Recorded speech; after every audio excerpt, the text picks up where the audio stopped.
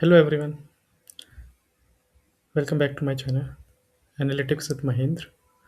Today we are going to talk about the index match formula and more specifically how we can use index match with multiple criteria.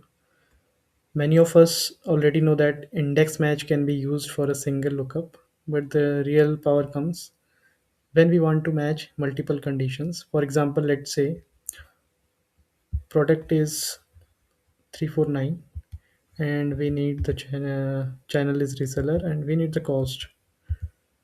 This is where the index match becomes extremely useful, just like XLOOKUP.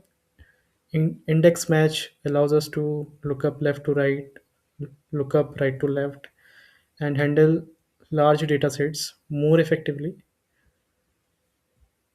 So first we'll go for the single criteria example. We we write index match equal to index and then the return column, return array, then match. We need the match lookup here. Then sales order line key, then 0. We got the data using index match. This is similar as compared to the XLOOKUP. Now let's move to the multiple criteria scenario. We again start with index and this time return as what we want cost. We can take the total product cost here, comma, match,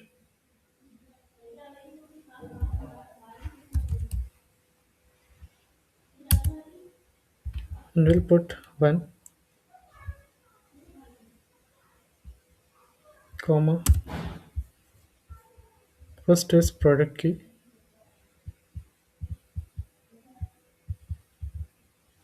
So product key is this, is equal to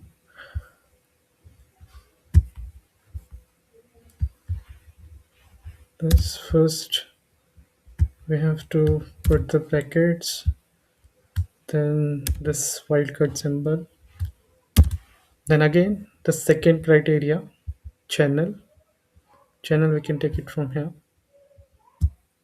equal to this, and then exact match and bracket closed. See, we got the cost as 1898, this one. The channel is reseller and the product is 349. See, so for this we can get the data as per this table.